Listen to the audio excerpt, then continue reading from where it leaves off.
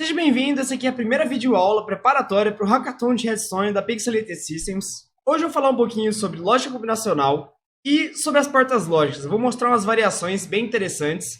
Eu também vou te ensinar como fazer ligação de sistema, deixar a fiação bem bonita e deixar seu sistema de Redstone bem eficiente. Então vem comigo que eu vou começar já aqui. Eu vou começar falando sobre lógica combinacional e explicando um pouquinho o que é e por que é importante usar lógica combinacional no Hackathon de Redstone.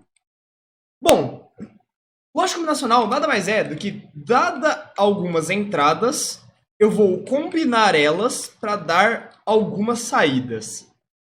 Em que sentido? Esse circuito aqui, ele foi pedido pelo Lunar em um vídeo meu, do Pixelated Systems. E o que ele faz é bem simples. Eu ligo uma alavanca, independente de qual das três eu liguei, a saída que vai ligar vai ser a mais à esquerda primeiro. Se eu ligar a terceira, vai ligar a primeira saída. Se eu ligar a segunda, vai ligar a segunda. A primeira vai ligar a segunda. Por aí vai. Ou seja, é um contador de alavancas ligadas. Se eu tenho uma alavanca, ele vai ligar a primeira. Se eu tenho duas, vai ligar a segunda. Se eu tenho três, vai ligar a terceira. E por que isso é um sistema combinacional? Bom, tudo fica claro quando você vê o circuito em projeto de verdade, né? Isso aqui é um circuito lógico, é como se eu pegasse a placa-mãe e desse um zoom nela. Você vai ver exatamente isso aqui. Ou seja, a fiação, né? Os fios que passam pela placa-mãe e as portas lógicas. Cada uma dessa é uma porta lógica. Quais portas lógicas? Isso é bem simples de saber. A porta OU é a porta com a meia-lua, ou seja, é esse buraquinho aqui. A porta E é a porta retinha, com a barriguinha. Ou seja, a gente tem uma combinação de várias portas OU e algumas portas E. Mais especificamente, 4 portas OUs e 4 portas ES. Por que é combinacional? Porque 0 ou 1 vai dar uma saída, mas a saída só é dada depois que eu combino ela com outras entradas. Ou seja, nesse fio aqui, eu estou dando uma entrada de 1, o fio passa por todas as portas e apenas as portas que podem passar energia, né, vão passar. Vem cá comigo, vamos fazer aqui a ligação da OU pelo menos. 1 ou 0 vai dar 1. 1 ou 0 vai dar 1. Ou seja, com uma lâmpada ligada, independente de qual das três alavancas seja, eu vou ter a saída de 1. Ou seja, a primeira lâmpada vai ligar. Por isso que é combinacional, porque você combina as portas para dar uma saída. Você consegue ver isso aqui até no Minecraft, ó. Aqui é a porta OU, ou seja, 1 ou 0 vai dar 1, 1 ou 0 vai dar 1, e ali a lâmpada liga. Só lembrando, a OU liga a lâmpada se pelo menos uma entrada estiver ligada. A E só liga se as duas estiverem ligadas. Bom, continuando aqui, se você apertar qualquer outra alavanca, você vai ver que essa entrada E vai ligar. Uma dessas duas vai ligar. Qualquer uma das duas. Ou seja, essa aqui ligou ou aquela ligou, entendeu? Então, assim, alguma dessas duas vai ligar. São as portas ES que ligam essa lâmpada. E, independente de qual ligar, a porta OU vai ligar. Porque é 1 ou qualquer coisa é 1. Só que a E só liga se as duas estiverem ligadas. Ou seja, se eu clicar aqui, ela desliga, porque não tem mais as duas ligadas aqui. Ou seja, por isso chama circuito combinacional. A gente não usa nada de memória, só combinação de portas lógicas. Vou falar um pouco das portas lógicas então. Eu tenho todos os modelos que eu usei no vídeo, né, no vídeo de explicação, mas eu tenho alguns modelos a mais. Por que eu trouxe esses modelos a mais? Bom, isso é bem simples. Tocha de Redstone é um negócio bem complicadinho. De modo geral, ela não é um elemento confiável da Redstone para todos os casos.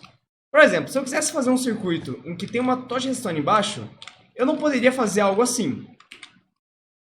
Outro ponto que eu tenho para considerar é que a tocha de Redstone, ela queima muito fácil.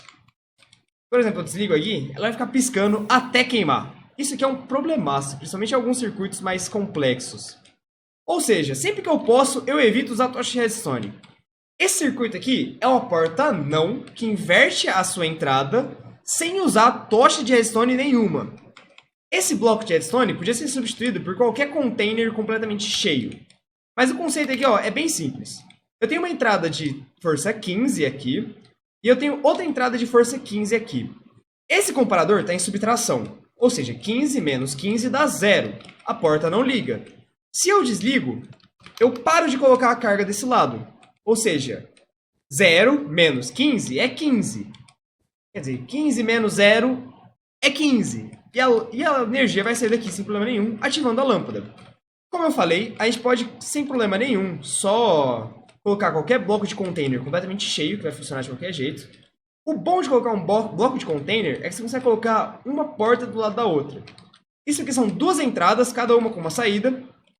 Se eu ligo aqui, ali liga. Se eu desligo aqui, ali liga. Se eu desligo aqui, ali liga. Esses blocos não interferem. Esse comparador não interfere com esse outro comparador. Ele só lê a carga do bloco. Tanto que se eu desligo ele, ligo esse aqui, ele não faz nada. Esse aqui não vai ligar só porque esse aqui está ligado. Isso que é muito bom, principalmente quando você quer otimizar espaço. Bom, com isso, a porta OU não tem como ficar mais simples do que isso. Não tem como. O único jeito é se você fizer algo assim para economizar a redstone, mas isso está sendo... Tá passando fome, tá ligado? Tá passando fome? Não precisa disso também, pô. Bom, a porta OU não tem como simplificar mais que isso. É literalmente um negocinho de redstone. Não, mais simples que isso não existe. A porta E tem como simplificar. No vídeo que eu fiz falando sobre portas lógicas e tabela verdade, eu construí ela fazendo uso de 3 portas nãos, ou seja, 3 tochas de redstone e uma porta OU, um fio de redstone. É um jeito muito ruim de fazer essa porta, principalmente porque usa tocha de redstone. Que nem eu falei, tocha de redstone não é confiável. Por conta disso, existe esse outro modelo aqui que não usa tocha de redstone. Esse bloco aqui podia ser um bloco de redstone sem problema nenhum, mas eu gosto de usar o container. E tipo assim, ele funciona basicamente que nem o circuito da porta não. Aqui é carga 15, aqui carga 0, aqui bloqueia porque está saindo carga 15 entrando desse lado. Ou seja, 15...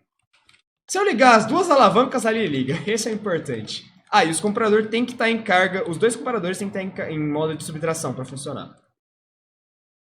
O bom desse modelo é que ele consegue ter ou um pouco de espaço ou espaço nenhum. Ele é bem versátil nesse sentido. Então aqui vai funcionar muito bem. O bagulho importante também é que você consegue construir um bagulho em cima do outro. Isso aqui é muito importante. Eu vou mostrar daqui a pouco por quê. Mais importante ainda que isso é... Eu consigo fazer com 3 entradas. Quando as 3 tochas estiverem ligadas... Só quando as 3 tochas estiverem ligadas que a lâmpada vai ligar. Isso aqui é muito importante. Isso aqui é muito importante porque você consegue otimizar muito espaço. E eficiência. Se eu tivesse que construir uma end de 3 saídas sem fazer desse jeito, por exemplo, usando isso aqui, eu ia ter que pegar essa porta e copiar ela aqui pra frente como isso aqui de saída. Então ia ficar essa porta com essa aqui e a outra entrada que eu ia querer colocar, que são uma de 3 entradas, pra virar uma de 3 entradas, ia ter que vir aqui. Isso não é eficiente, porque eu vou colocar um grau a mais de comparador, tocha, o que você for usar. Desse jeito aqui, você tem 3 entradas, uma só com um delay de entrada mesmo. Só o delay de entrada. O que é muito bom. E a porta show, que é a mais simples de fazer sem usar o método tradicional, né? Que é basicamente alavanca, redstone e comparador. Ah, o comparador tem que estar em modo de subtração. Ou seja, ele funciona por carga, né? Por simetria de carga. Pausa o vídeo se quiser dar uma olhada, mas se você fizer as contas faz total sentido. Por exemplo, aqui ó, 13 menos 11 dá 2, ali dá 2. Agora, se eu ligo aqui de novo, 14 menos 14 dá 0, aí 14 menos 14 dá 0, ou seja, nada liga. Bom, é um modelo bem importante.